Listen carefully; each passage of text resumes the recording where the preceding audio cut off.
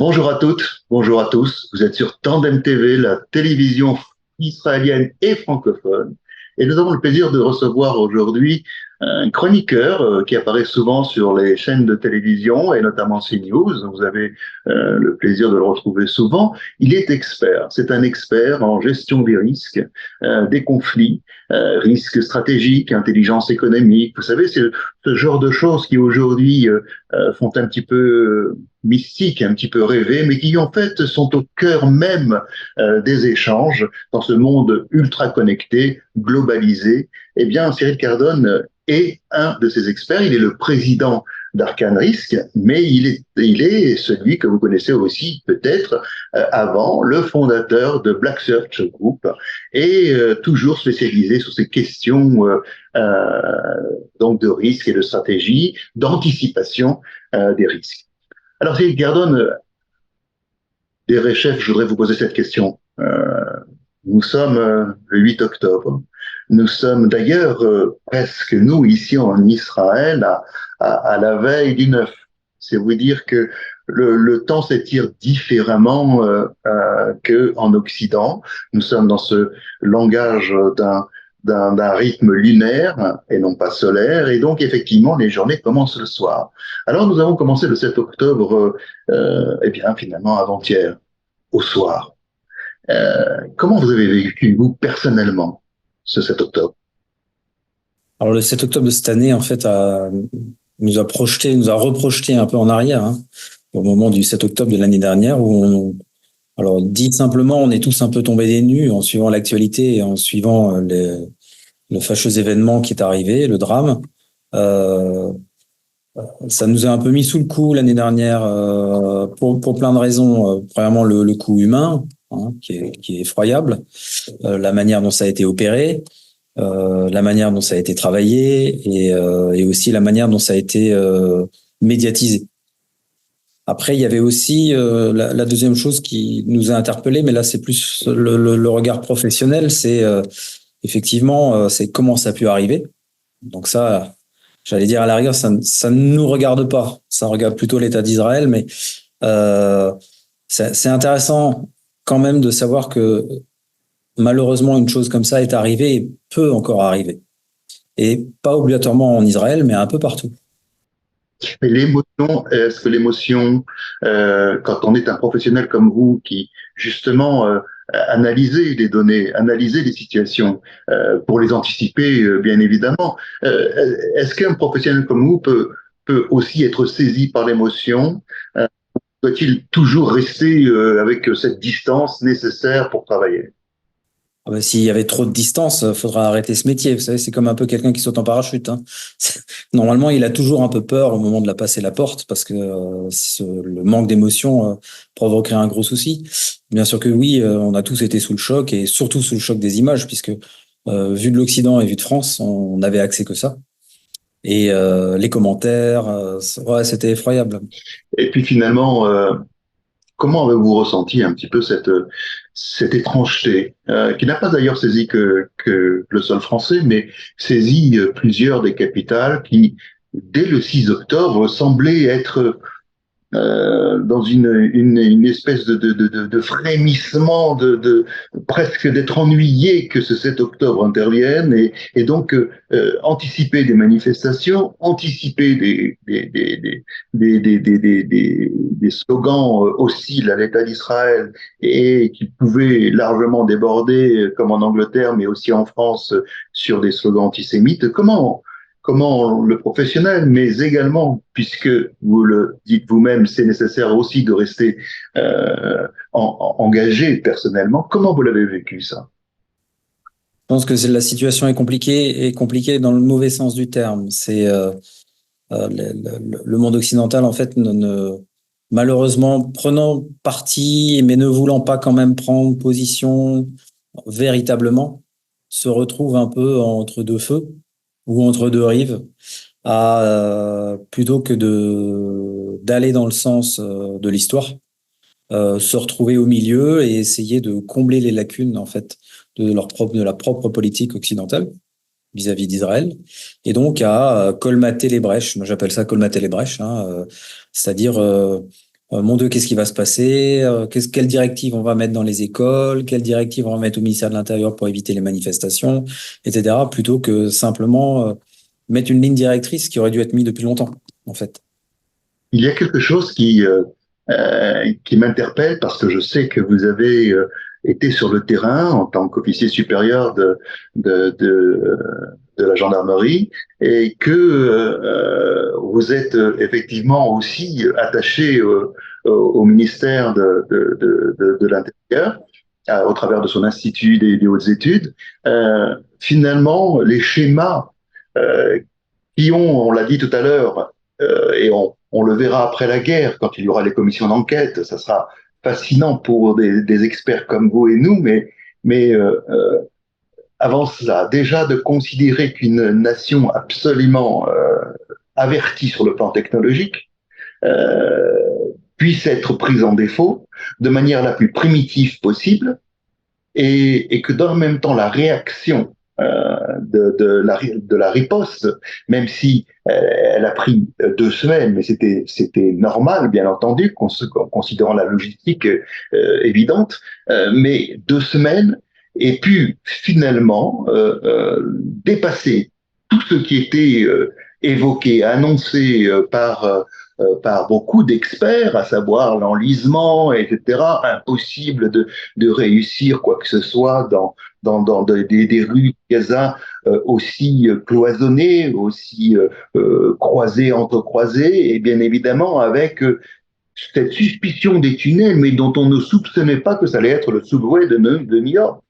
Et finalement, voir que l'armée israélienne, en un an, a réussi à faire quelque chose qui tient bien sûr de la guérilla urbaine, mais en même temps en restant une armée structurée avec une stratégie qui, pour le coup, a peut-être été empirique parfois, mais qui s'est retrouvée très active et très anticipatrice. On l'a vu à plusieurs occasions, et finalement avec une stratégie de découpage de la zone de la bande de Gaza qui lui a plutôt réussi et a fait échouer peut-être certains plans du subway du Hezbollah, FPLP, djihad islamique.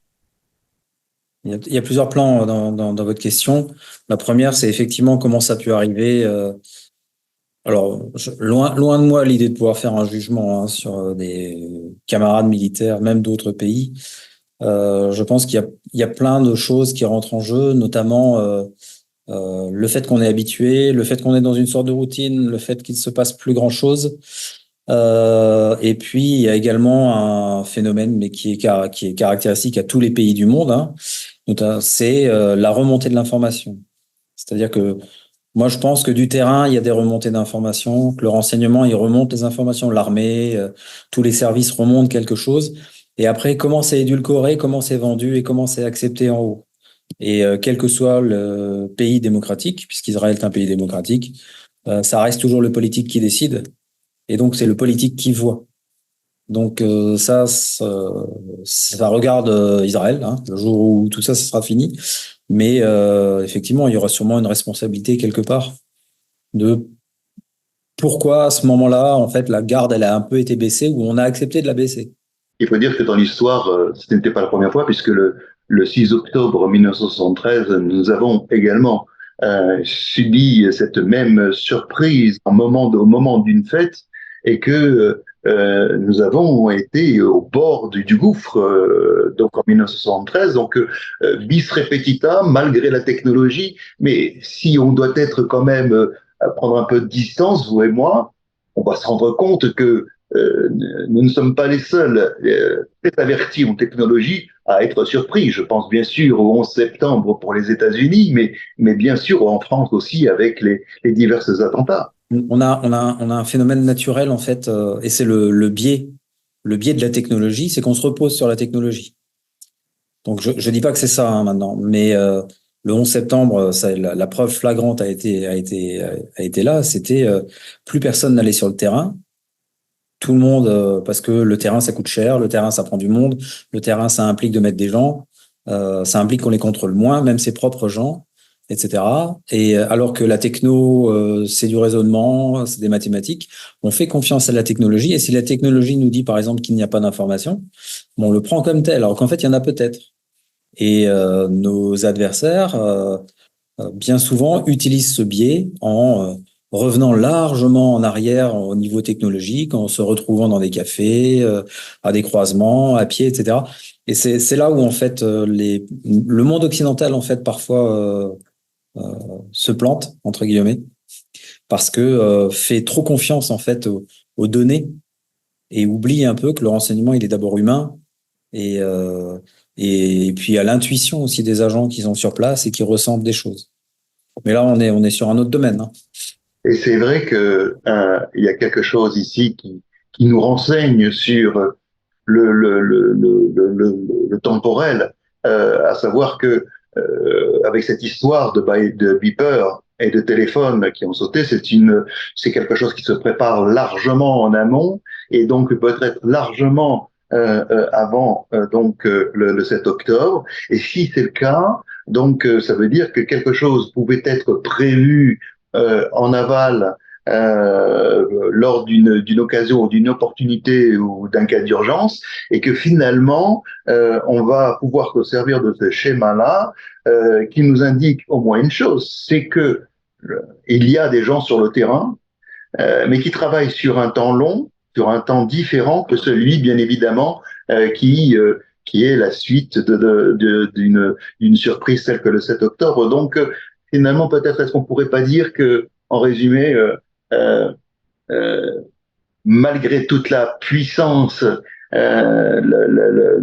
le cadre technologique qui peut protéger une nation, eh bien, et même si le renseignement humain peut être là, eh bien, il faut toujours être en veille que le 100% risque n'existe pas et que l'anticiper, c'est peut-être aller au bord du plafond, mais pas nécessairement le toucher. Tout à fait. Et on peut faire un parallèle avec d'autres métiers, par exemple de la sécurité. On sait, enfin, dans les grands groupes de protection, on sait que par exemple, la protection rapprochée, les équipes, les gardes du corps doivent être changés très régulièrement. C'est dans les films hein, où on voit des gardes du corps qui restent avec leur autorité pendant 1 an, 2 ans, 3 ans. Et en fait, tout ça, ça crée des mauvaises habitudes. En fait, une protection rapprochée, elle dure, c'est les mêmes pendant 3 mois, par exemple. Et au bout de 3 mois, on rechange d'équipe. Elle redevient un peu froid, glacial, opérationnel et sur le qui-vive. Parce que très vite, on prend des habitudes. Et c'est le cas, donc, dans l'enseignement, c'est exactement ça. C'est, euh, c'est toujours les mêmes. On va toujours voir les mêmes sources. On fait remonter les mêmes informations. Et du coup, on lâche un peu, en fait, la garde. Mais Et j'allais il y a dire plus humain, en fait. Et il y a quelque chose aussi au-delà de cette nécessité de veille, il y a peut-être aussi quelque chose qui tient au niveau de préparation.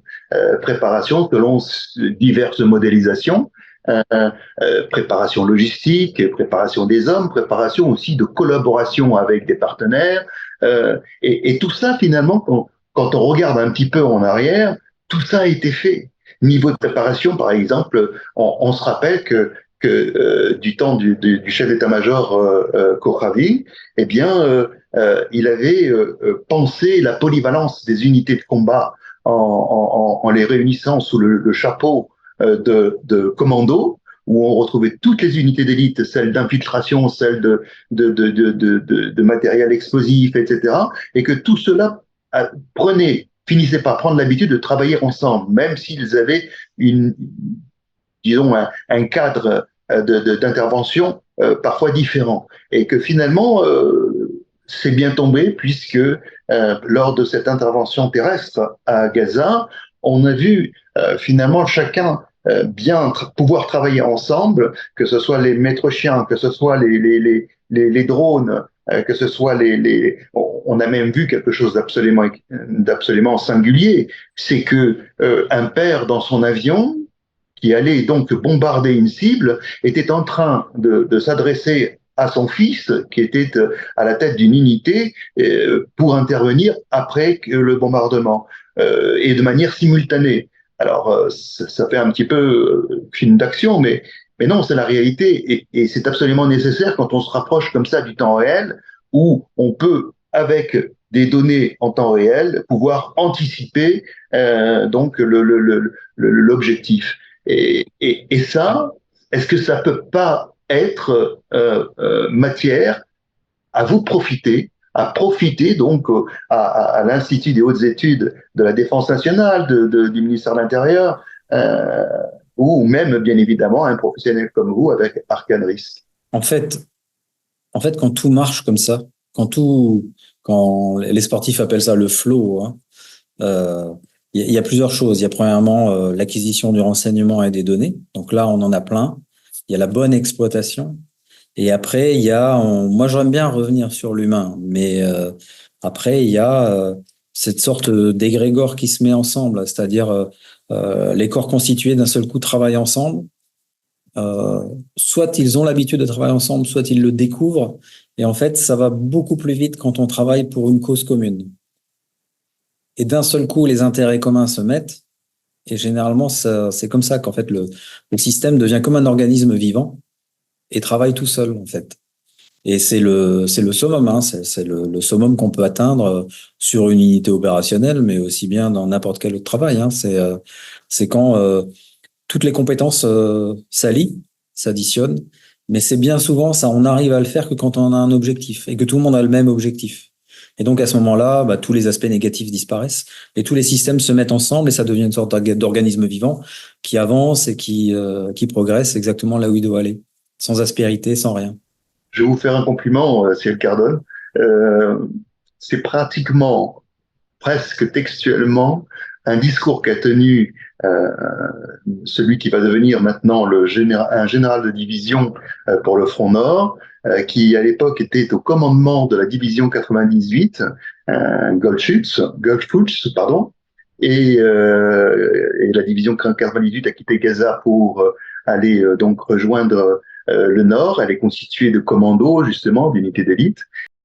Sur le terrain, et ça, c'est presque comment dire, un credo que nous avons dans l'histoire de Tsahal, dans l'histoire de l'armée d'Israël vis-à-vis du politique, c'est que il est le Premier ministre sur le terrain. Il est sur le Premier ministre sur le terrain. C'est lui qui renseigne le politique, mais qui renseigne bien sûr d'abord sa hiérarchie, mais qui renseigne le politique. C'est lui qui prend les décisions. Et finalement, je ne veux pas dire qu'on se retrouve tout seul parce qu'on a été entraîné, on a été préparé, on le disait tout à l'heure, mais c'est lui, l'humain, qui, au final, va prendre les décisions parce que ce sont les meilleurs, il est sur le terrain. Donc là, je crois qu'effectivement, il y a des schémas, me semble-t-il, qui pourraient intéresser les autres armées. Si je vous dis ça, je ne vous le dis pas par hasard. C'est parce que nous avons beaucoup de visites en ce moment, beaucoup de visites d'officiers supérieurs de beaucoup de pays, dont je tairai bien sûr les noms, et qui sont effectivement à venir s'informer de la manière dont on peut analyser des schémas d'intervention, là où ici, ou d'ailleurs qui concernent autant les réussites que les échecs. Donc, il y a quelque chose qui est assez intéressant de ce point de vue-là, parce que, et là, on va parler de la situation d'Israël. Euh, Israël est dans une situation particulière où l'humain, c'est le civil, et qui devient militaire, et bien finalement quitte son travail, rejoint donc l'armée, et pour 1 mois, 2 mois, 3 mois, certains 10 mois, 11 mois sur le terrain. Et pendant ce temps, il n'est plus à la maison. Donc un problème, bien sûr, avec une déclinaison sociale, culturelle et une déclinaison, bien sûr, économique. Euh, et pourtant, le système israélien tient. Alors d'aucuns appellent ça la résilience, d'autres appellent ça une expertise d'une histoire faite de guerre et finalement, quand on n'est pas en guerre, on est juste en temps de paix. Donc, est-ce que vous pensez que cette expérience que nous avons de la société israélienne est quelque chose de singulier qu'on doit apparenter au temporel de la région, Où est-ce qu'il pourrait être projeté également sur d'autres terrains, et notamment celui occidental? Pour être franc, je pense que c'est singulier parce que pour l'instant, on touche du bois, le monde occidental est en paix, hein, je mets des guillemets, et donc l'approche humaine, l'approche économique, les raisonnements intellectuels de nos concitoyens ne sont pas focalisés tous les matins à se demander s'ils vont à l'armée, s'ils vont prendre des risques, s'ils vont rentrer, comment devoir gérer toute leur vie sociale, économique, privée autour de ces événements-là, ce qui crée, c'est sûr, des concepts hein, et des principes qu'ils posent dans leur vie, mais également au niveau économique et au niveau étatique. Et ça, tant qu'on n'y est pas confronté, on ne peut pas demander à une population de réagir de cette manière-là. Ça c'est certain. Quelqu'un qui est confronté à la guerre régulièrement va mettre en place des systèmes, des mécanismes, des réflexes que quelqu'un qui ne l'est pas, je dis pas qu'il peut pas les avoir, mais sur le moment, en tout cas, il ne les a pas.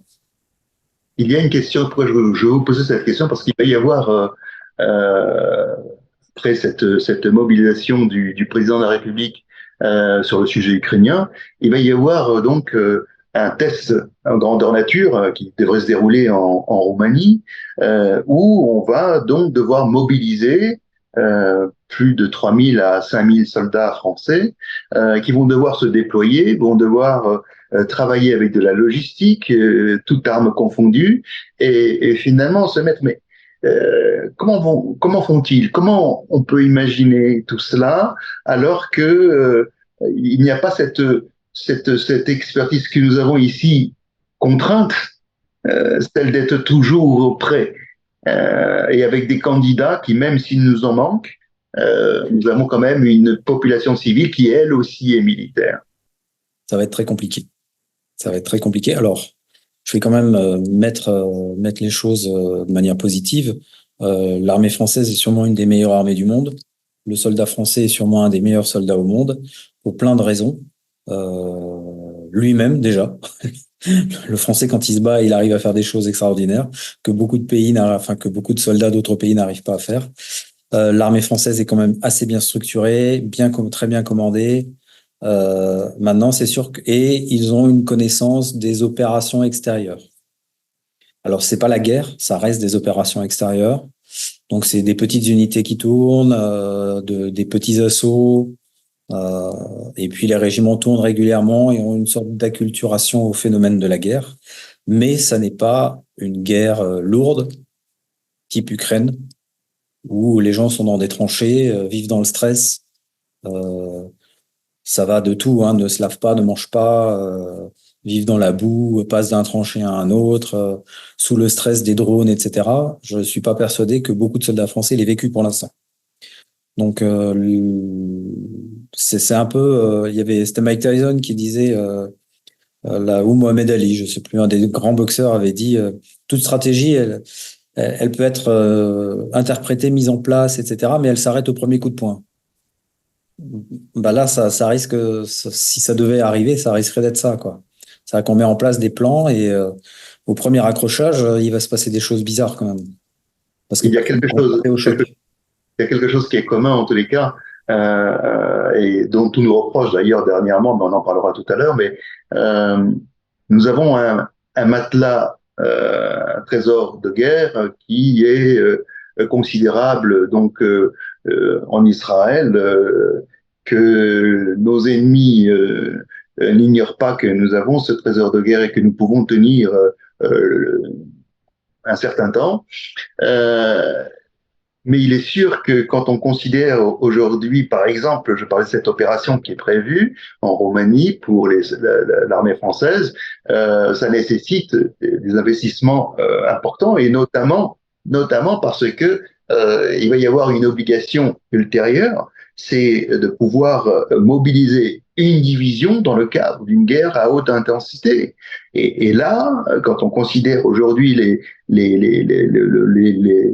les possibilités financières de la France, on s'inquiète.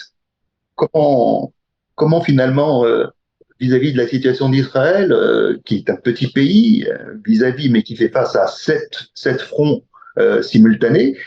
Comment l'armée française, aussi bonne soit-elle, peut-elle anticiper pour préparer un petit peu ce changement de paradigme?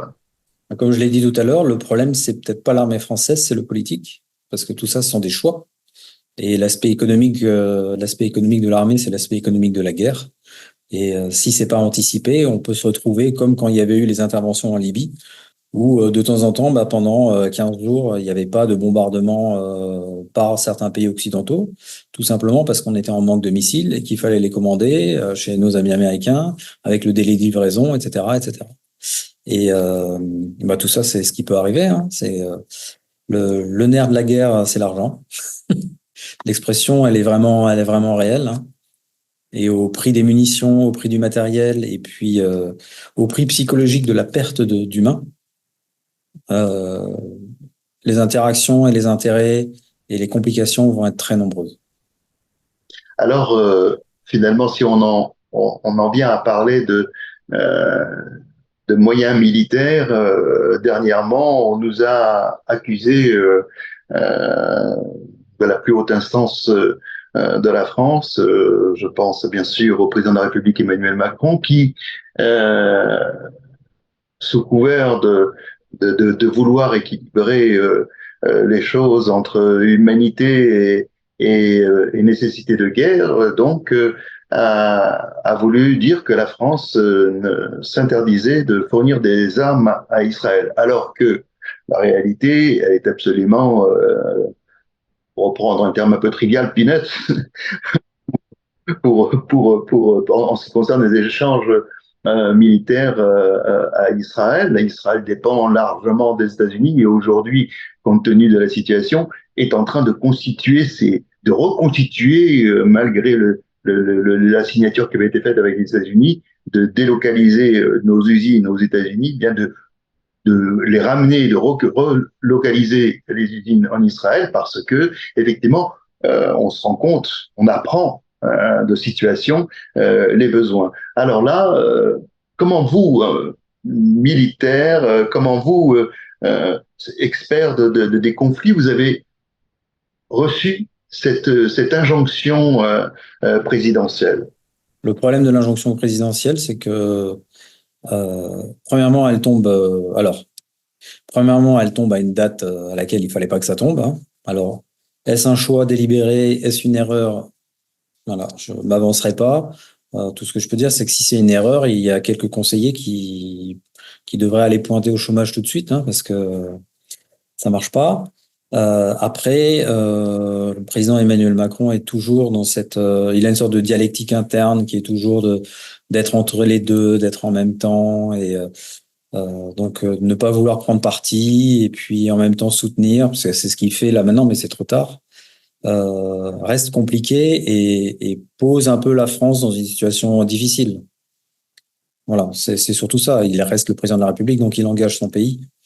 Et ça reste une situation compliquée à vivre où on veut soutenir un pays, en même temps on lui dit symboliquement, puisqu'on sait que le pourcentage il est infime hein, de la livraison d'armes en Israël, c'est 2%, et encore je crois que c'est du matériel logistique, mais c'était symbolique, mais on peut pas dire à quelqu'un qu'on va l'aider et qu'en même temps on lui donne pas les moyens d'aider, même si c'est symbolique.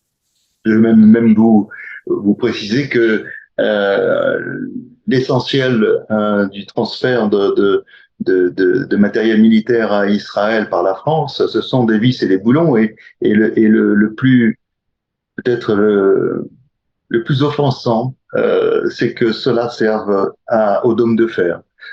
Celui qui est censé nous défendre contre les 200 missiles balistiques qui ont été lancés par l'Iran et dont la France avait participé quand même la première salve du mois d'avril d'aider à nous protéger.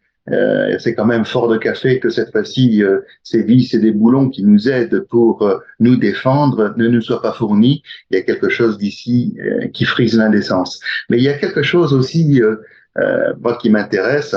Euh, Vous êtes spécialiste, j'allais dire, obligé de suivre les arcanes de l'intelligence économique, des réseaux sociaux, et finalement de voir ces signaux faibles qui peuvent nous annoncer que quelque chose se prépare, que des nécessités vont poindre. Et comment c'est pris en compte par le politique? Parce que je me rappelle ce discours au moment de sa démission, ou plutôt de son débarquement du chef d'état-major des armées par Monsieur Macron, qui avait eu un discours très dur sur le budget avec le départ du général de Villiers, je crois, hein, c'était, si je ne m'abuse. Il y avait quand même ce questionnement sur ce paradigme. Est-ce que, je crois que c'était un mot de Dominique de Villepin qui disait, mais nous ne sommes plus dans une période de puissance, de puissance, mais plutôt d'un monde de valeurs. Et c'était incroyable parce que c'était un moment où le monde était en plein frémissement, en plein désordre. Nous étions après le 11 septembre et voilà quand on nous dit que c'est la puissance des valeurs qui prime à la puissance militaire, alors que pourquoi pas les deux? Pourquoi pas les... Mais c'est toute la problématique du monde du risque, de la sécurité, de l'armée. Euh, c'est toute cette problématique-là. Il y a des économistes et des grands professeurs d'économie, ils appellent ça pour les entreprises du stock mou.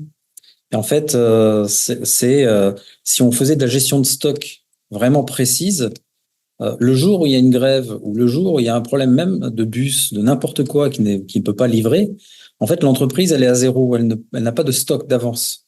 Elle n'a pas 30% ou 20% de plus que le stock normal. Et en fait, le risque et la sécurité, c'est exactement la même chose. C'est-à-dire, on accepte d'avoir des pompiers dans une ville, mais il faut aussi accepter qu'ils ne vont être utilisés que 20% du temps. Et si maintenant on mettait un contrôleur de gestion derrière en disant ils sont 150 dans la caserne, ils sont intervenus 7 fois, ben on va faire 150 divisé par 7 et ça sera le chiffre de la caserne, c'est pas possible. Parce qu'en fait, les 80% du temps, ils s'entraînent effectivement à ne rien faire. Seulement les 20% du temps où ils interviennent, il nous faut la globalité des 150 personnes pour intervenir. Et le monde militaire, c'est exactement la même chose. Donc si on fait diriger l'armée et le monde militaire et de la sécurité par des financiers, on arrivera à ce qui est arrivé là. Voilà, c'est tout. Il y a quelque chose qui me paraît étrange, et je vais vous parler en tant qu'Israélien, géopolitologue, mais qui est observateur engagé, bien entendu. C'est la période du Covid.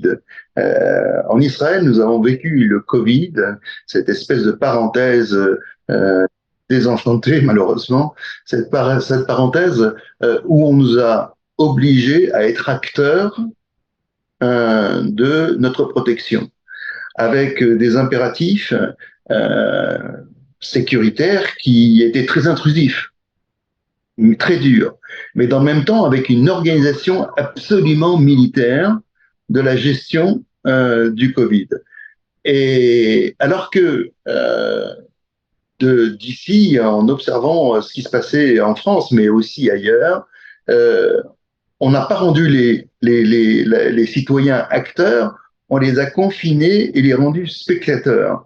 Et finalement, ils n'ont pas tiré de cette expérience-là euh, une expertise personnelle.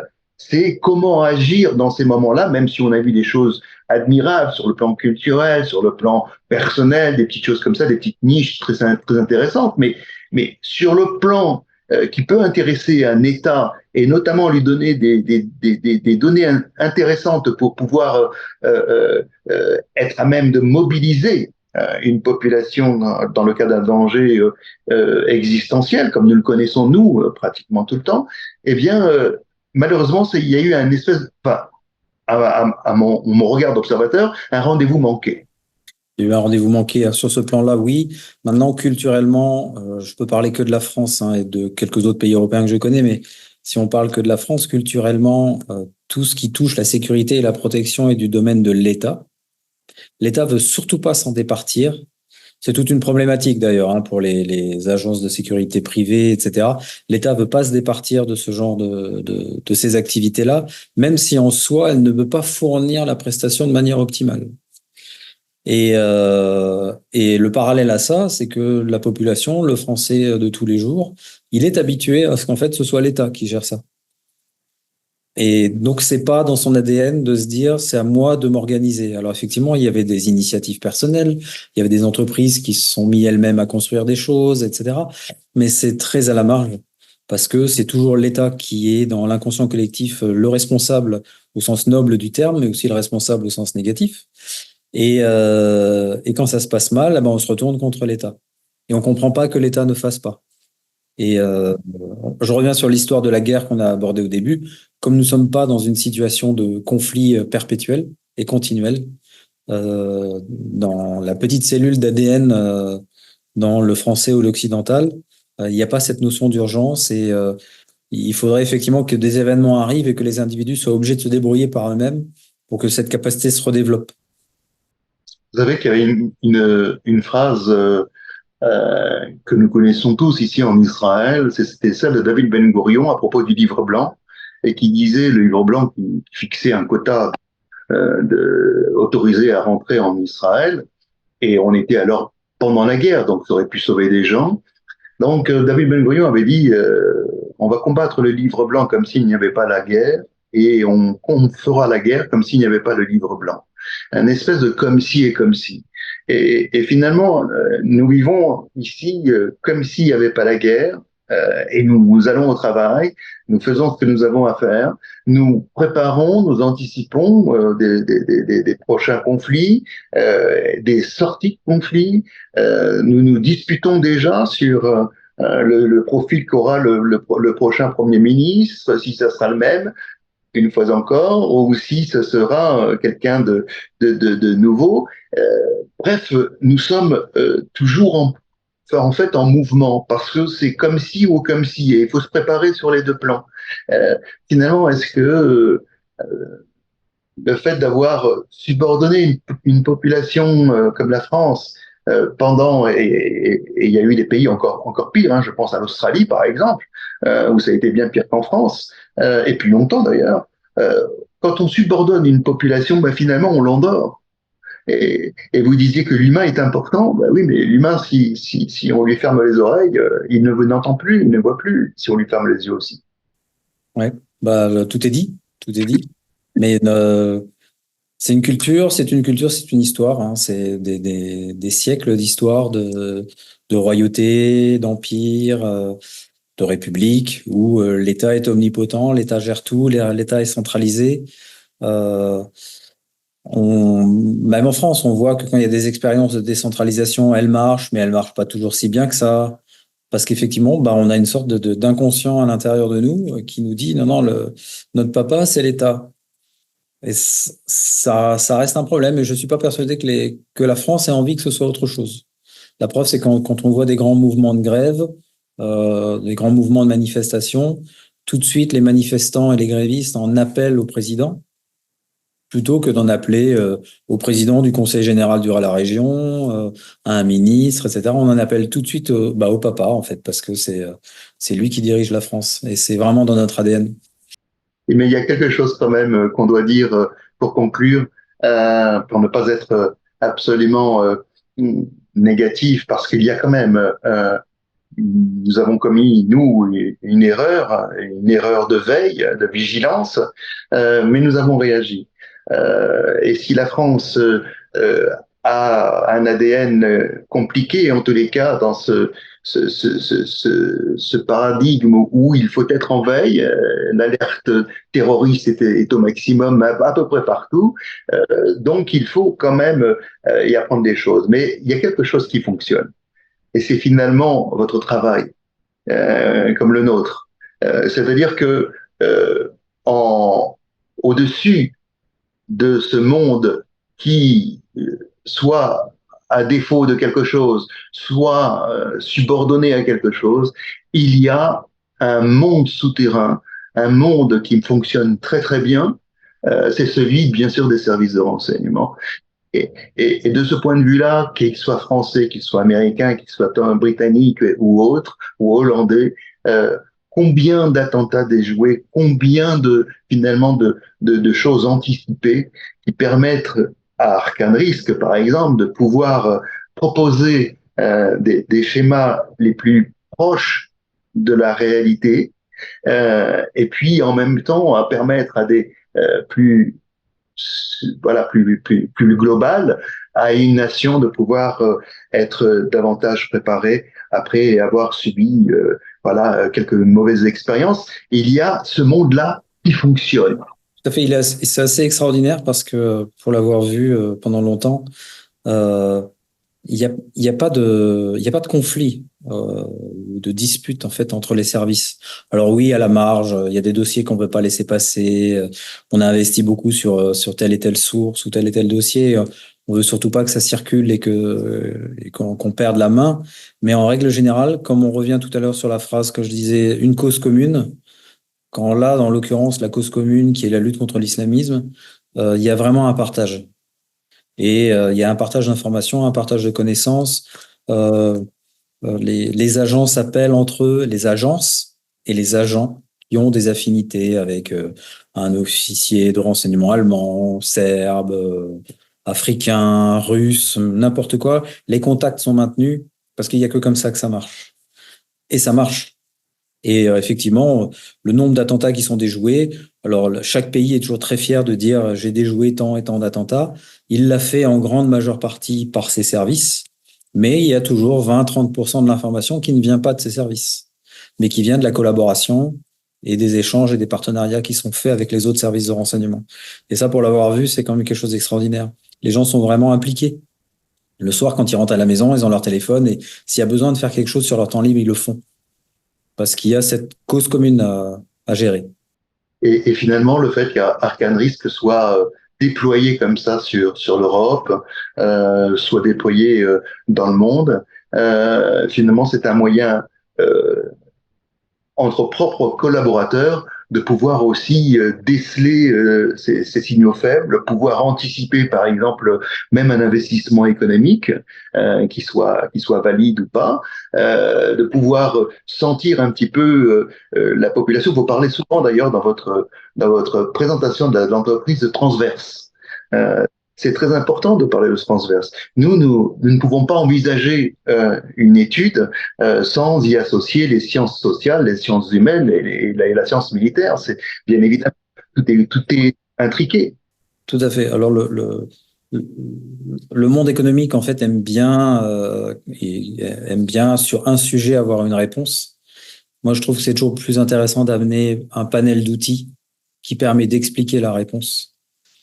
Alors bien sûr, après on rentre dans des questions, des considérations de coûts, des considérations de plein d'éléments, mais A1 plus 1 ne fait pas toujours 2.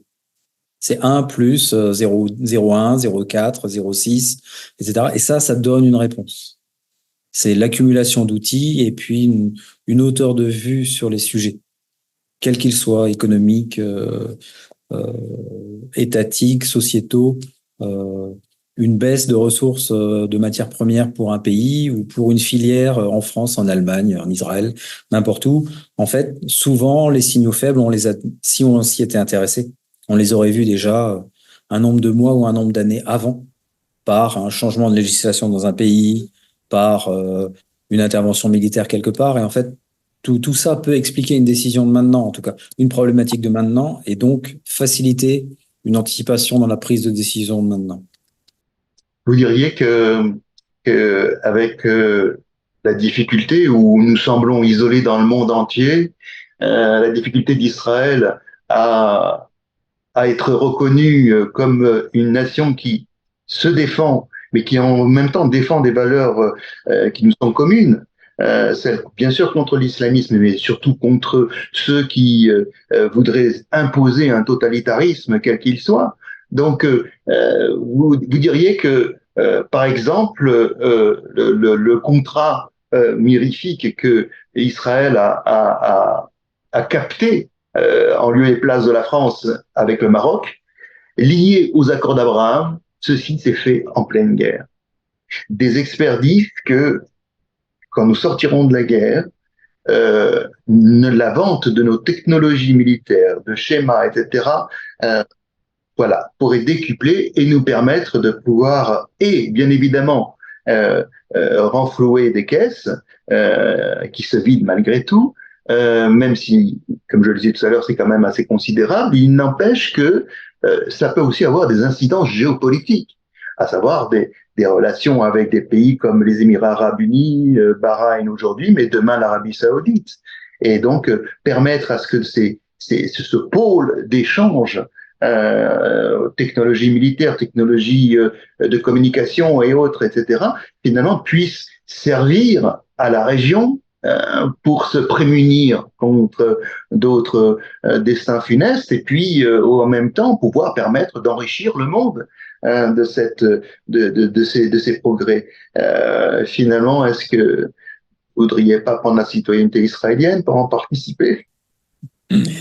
Écoutez, pour l'instant, non, mais c'est sûr que Israël a eu l'intelligence et la capacité de pouvoir se mettre en économie de guerre. Alors, quand nous, dans le monde occidental, quand on se dit qu'on est en économie de guerre, en fait, on est en sous-régime. Alors que je pense qu'Israël a l'intelligence de pouvoir se dire, nous, on est en économie de guerre, on a une partie de la population qui fait la guerre et l'autre partie travaille. Et travaille pas en sous-régime, au contraire.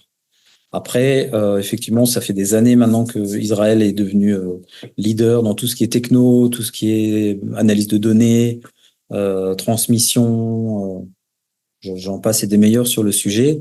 L'avance qui est prise est très difficilement rattrapable par les autres pays pour l'instant. Et je pense que ça serait plus intelligent de se partenariser et collaborer que d'essayer d'aller en concurrence sur des marchés. D'ailleurs, la preuve, et ça sera mon dernier mot, c'est que quand on nous a empêchés de venir participer à Eurosatori, euh, c'était en juin, je crois, dernier, eh bien, dans le même temps à Hambourg, si je ne m'abuse, les Israéliens donc ont tout déménagé en Allemagne et ont fait un marché absolument phénoménal en lieu et place de la France, alors que la France, c'est quand même un pays que nous aimons ici en Israël. Merci Cyril Cardone pour cet échange très riche et surtout très intéressant parce que vous êtes de cette expertise qui, bien sûr, de l'institutionnel, mais aussi dans ces signaux faibles, ce qu'on ne voit pas, savent préparer le terrain, savent prendre de l'expérience des autres. Et c'est avec un plaisir immense que nous avons eu le plaisir de partager ce moment avec vous sur Tandem TV. Merci Merci. à vous. Au Merci à vous. revoir. Au revoir.